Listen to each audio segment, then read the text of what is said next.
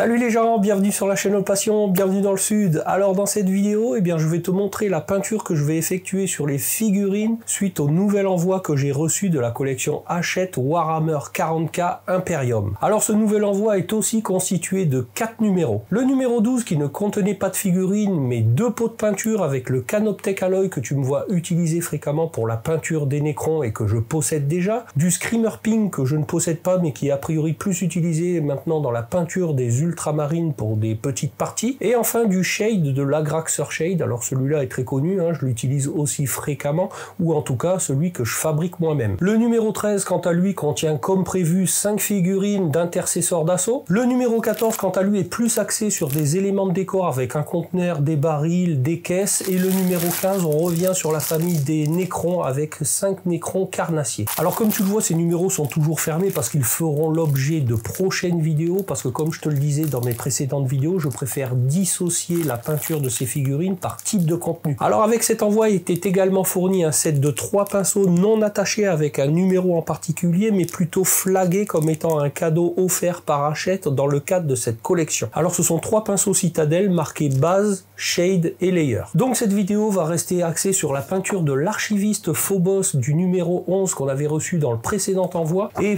bien évidemment la peinture de ces 5 intercesseurs d'assaut de ce numéro 13. Alors comme je t'avais déjà fait une vidéo sur la peinture des 3 premiers intercesseurs d'assaut qu'on avait reçu avec le numéro 3 de cette collection, je vais pas m'attarder des heures à te présenter en détail la peinture que je vais effectuer sur ces 5 là, puisque je vais essayer de suivre le même schéma de peinture que je t'ai déjà présenté. Tiens, je te mets la vidéo par là si tu l'as pas vu. Alors cette fois-ci, pour pas faire la même erreur que j'avais faite pour les Necrons, j'ai commencé par regarder dans le manuel, pour pas qu'il y ait d'entourloupe, de voir si ces intercesseurs d'assaut, il n'y avait pas possibilité d'échanger des armes ou quoi, pour voir s'il fallait que je m'apprête à magnétiser également ces figurines ou non. Alors a priori c'est pas le cas, mais il y a quand même une recommandation dans le manuel qui te dit de conserver certaines pièces qui seront non utilisées à la construction de ces intercesseurs et qu'il faut soigneusement conserver dans un coin puisqu'elles seront utilisées avec la sortie de prochains numéros. Donc bien faire attention de ne pas jeter la grappe une fois que tu auras tout démonté et de conserver bien tout ça dans un film plastique, en tout cas quelque part où tu pourras les retrouver, parce qu'a priori ce sera utile prochainement. Alors tiens, autre chose, après avoir examiné attentivement la grappe de ces 5 intercesseurs d'assaut, je m'aperçois aussi d'une chose, c'est que les épaulières de ces intercesseurs là ne sont pas identiques à celles des 3 premiers qu'on avait reçus dans le numéro 3. Tu te souviens au niveau des logos, dans le numéro 3, les 3 intercesseurs d'assaut qu'on avait, les logos étaient en léger relief, ce qui te permettait de pouvoir peindre un peu ces logos en inclinant le pinceau pour déposer du blanc dessus. Et là, comme pour les agresseurs, les épaulières sont lisses. Et bien évidemment, on n'a toujours pas de décalco fourni avec ces figurines-là. Donc moi, comme pour les agresseurs, les épaulières vont rester lisses et bleues. D'ailleurs, tiens, tu m'as toujours pas dit dans les commentaires si toi tu savais où te procurer des décalcomanies pour ce type de figurine, parce que moi j'ai cherché, je sais toujours pas où on peut se procurer ce type de décalco au détail. C'est quand même bien dommage de la part d'Hachette de nous sortir une collection en nous illustrant des figurines avec ce type d'ornement sur les épaulières, et puis de pas avoir signé le deal avec Games Workshop pour ces décalcos qui font, je pense, très certainement partie des boîtes d'origine chez Games Workshop. Alors comme d'habitude dans les étapes de peinture, je t'indiquerai toujours si celles que j'utilise font partie de la collection et si on les a déjà reçues avec le petit logo qui va bien. Sinon, je te mettrai le lien de là où tu peux te les procurer dans la description de la vidéo. Bon, comme dans ma dernière vidéo, ce que je vais commencer par faire, c'est de protéger tous les endroits de collage au liquide mask parce que ça va vraiment super bien et j'ai vraiment adopté cette technique. Et ensuite, j'effectuerai un maximum de peinture sur grappe avant d'effectuer les assemblages parce que là aussi, je trouve que ça va super bien et j'ai aussi définitivement adopté cette technique-là. Bon, il est temps de te montrer tout ça en images. Allez, c'est parti! Comme d'habitude, en me référant à la partie assemblage des manuels, j'identifie tous les endroits de collage et j'applique sur ces derniers 3 couches de liquide masque à 1/4 d'heure d'intervalle.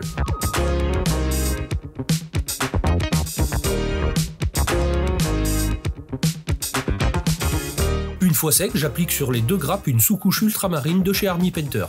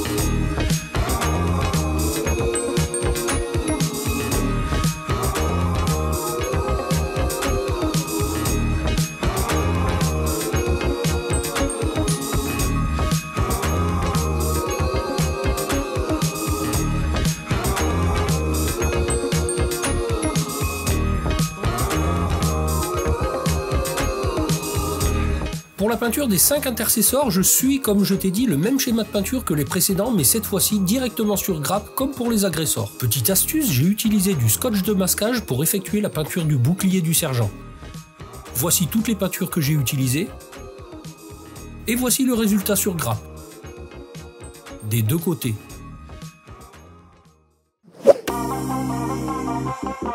Après avoir enlevé le liquide masque de tous les endroits de collage, et bien comme d'habitude, j'utilise la pince coupante, les barboires et la colle pour procéder à l'assemblage de cette figurine en me référant au manuel.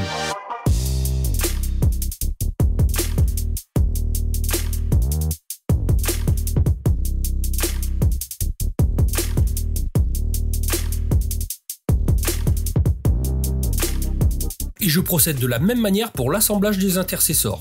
Tiens, je te montre d'un peu plus près l'enlèvement du liquide masque sur les endroits de collage pour que tu vois la simplicité.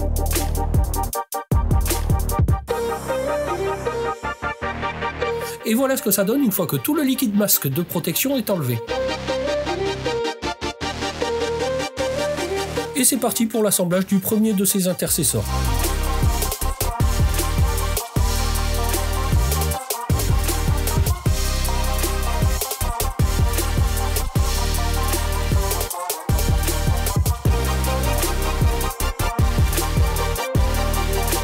Alors tiens, je te fais une petite parenthèse pour te montrer, regarde la figurine avec la technique que j'emploie. Moi je suis juste sur le cul, hein, je valide ma technique à 200%. Hein. Le fait de protéger au liquide masque les endroits de collage, de faire la figurine à 90% sur grappe, ensuite tu enlèves ton liquide masque et tu assembles ta figurine. Alors hormis le fait, après le coup des barboires sur certaines parties, de repasser encore une fois que les couleurs de base, tu as une figurine, elle est à 90% terminée. Hormis le fait qu'il faille juste lui faire son socle et puis ensuite faire tes petits éclaircissements à droite à gauche et faire ta passe de finition un peu sur tout ça. Pourquoi s'embêter la vie à monter une figurine dans le plastique d'origine pour aller s'embêter la vie à peindre tout ça avec tous les recoins? Écoute, moi, je t'invite à pratiquer cette technique. Tu me diras ce que t'en penses, toi, dans les commentaires. Moi, franchement, ça me va très bien comme ça. Et encore une fois, c'est comme ça que je vais continuer à faire ces figurines-là. Allez, je poursuis avec le montage des 4 autres intercesseurs.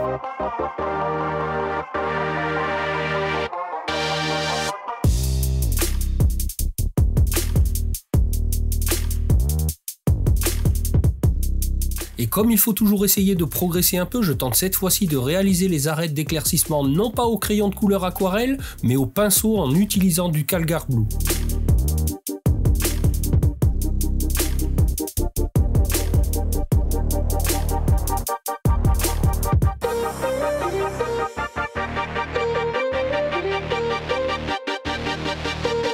Et maintenant, je tente de donner un peu de relief au costume de cet archiviste en appliquant de la contraste grise sur la couche de base déjà grise sans savoir ce que ça va donner. Et le résultat est plutôt concluant, fort heureusement. Je réalise ensuite le soclage de toutes ces figurines avec les éléments de texture habituels que tu m'as déjà vu employer sur les précédents Space Marine.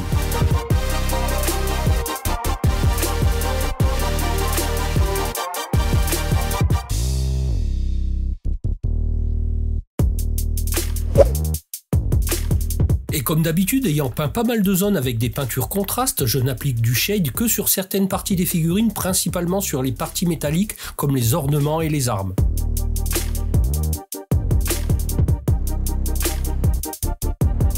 Et j'en profite pour mettre mon shade de maison équivalent à l'Agraxer Shade sur les socles. Tiens, je te mets le lien de la vidéo par là si toi aussi tu veux t'en fabriquer.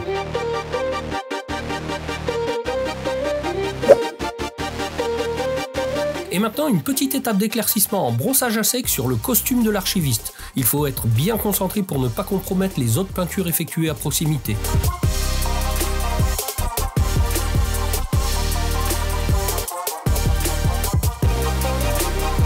Et après avoir mis une touche de blanc dans les yeux de ces intercesseurs, je leur applique du rouge pour être conforme à leur illustration. Je fais ensuite un dernier petit brossage à sec sur toutes les dorures des plastrons et manchettes. Tiens, j'en profite pour te rappeler que je suis toujours hyper enchanté de cet outil pour le nettoyage de mes pinceaux. Je te mets le lien de la vidéo de présentation et puis tu trouveras le lien du matos dans la description de la vidéo. Et enfin, un dernier petit brossage à sec au Runefang Steel sur toutes les armes.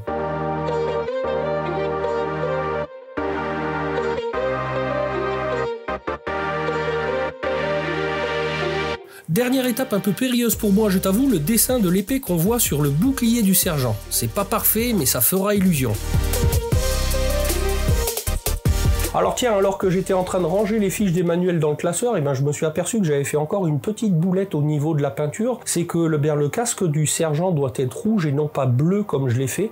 Donc j'ai corrigé mon erreur avant de passer une couche de vernis sur tout ça. Je l'ai repeint en rouge avec les yeux verts comme l'illustration. Et puis ensuite j'ai passé une petite couche de noir sur la base des socles et une couche de vernis en bombe sur l'ensemble des figurines. Allez, avant de te faire le débrief de l'expérience de cet épisode-là, je te montre le résultat final.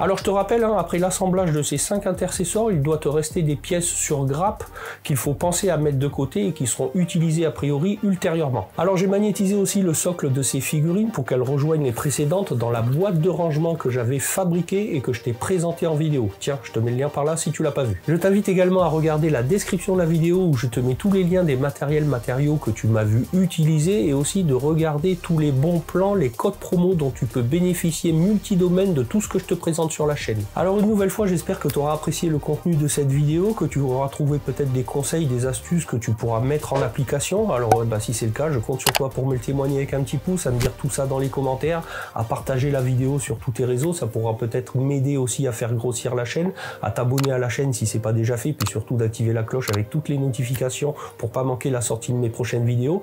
Je te rappelle que tu peux toujours aller checker mes anciennes vidéos, tu pourras trouver ça utile, divertissant, enrichissant. Et moi je te dis à bientôt pour une prochaine vidéo. Allez, salut les gens!